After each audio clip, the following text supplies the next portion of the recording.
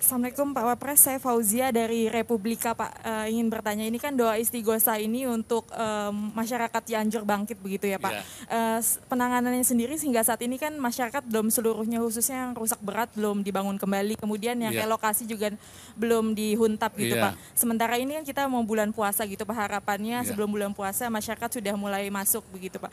ya. Bagaimana upaya pemerintah terkait hal ini Pak?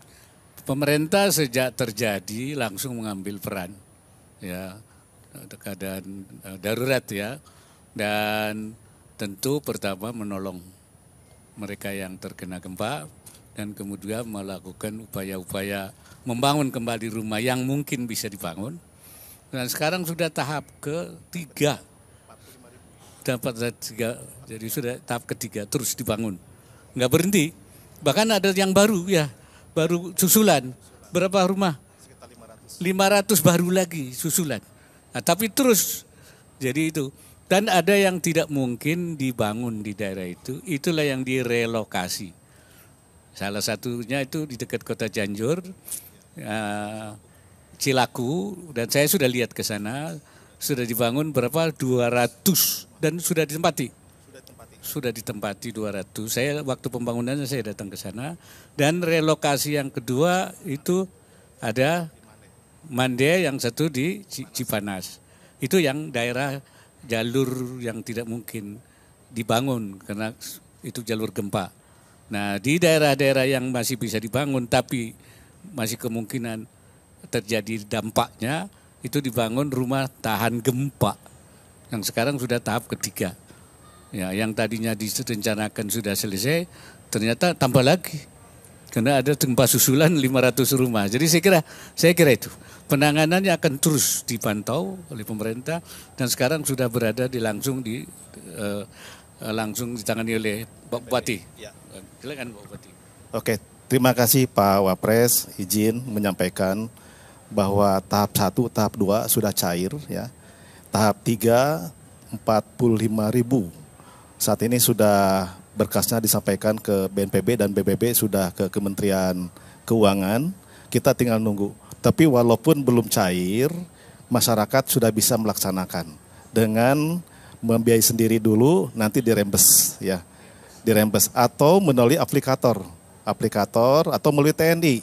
Ini walaupun belum terdaftar, mereka sudah bisa membangun dan itu dijamin oleh pemerintah pasti dibayar gitu ya. Pak, izin Pak satu lagi Pak, masih terkait bencana Pak, tapi ini donasi bencana. Indonesia kan terkenal dengan tingkat kedermawanan yang tinggi Pak, tapi belakangan ini banyak donasi bencana yang diselewengkan. Karena PPATK menemukan laporan bahwa dana bencana ini untuk pendanaan terorisme dan ada juga memperkaya pribadi. Bagaimana pengawasan pemerintah terkait hal ini Pak? Ya, sekarang pertama tentu pencegahannya, jangan sampai ke depan terjadi. Kedua, itu dilakukan penegakan hukumnya, ditertibkan yang sudah ini. Ya, saya kira itu nanti Pak, semua dari aparat keamanan akan mendetek supaya kita tidak terjadi lagi lah ke depan. Dan yang sudah kita adakan penindakan-penindakan. Terima kasih, saya Hilmi dari Jawa Pos, Pak Wapres. Terkait dana haji Pak Wapres yang kemarin sudah diputuskan pemerintah, itu ada yang menilai BPKH kurang maksimal untuk investasinya. Ketika nanti BPKH sudah bisa investasi langsung, mungkin dari Pak Wapres ada arahan investasi seperti apa yang bisa dilakukan oleh BPKH. Yang kedua, ini menjelang pemberangkatan haji, kuotanya kembali normal, arahan untuk Kementerian Agama supaya layanan bisa tetap maksimal seperti apa Pak Wapres? Terima kasih. Ya, pertama tentu saja ya soal investasi itu kan kalau dalam undang-undangnya itu investasi itu harus menguntungkan, aman. Nah, itu memang butuh upaya-upaya yang lebih serius dari BPKH. Ya, selama ini kan larinya ke sukuk saja itu, ke aman. Cuman memang kurang maksimal. Ya. Namanya sukuk itu sudah ada takarannya. Nah, memang perlu ada juga di situ ahli-ahli investasi yang bisa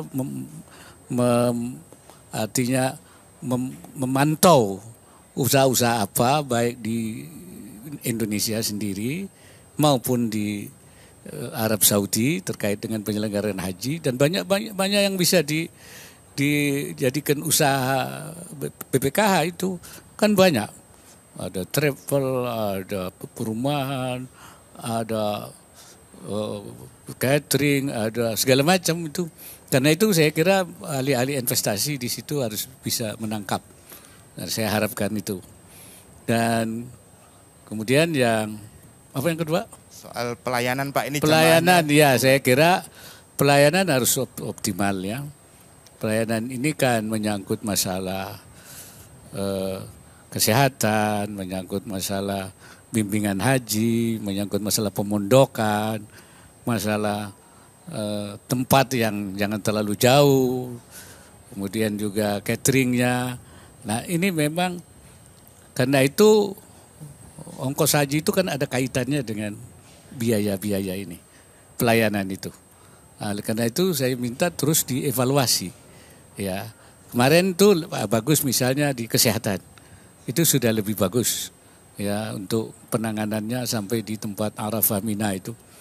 Kemudian dulu pernah terjadi tempatnya jauh sekali. Sekarang sudah hampir tidak ada yang jauh.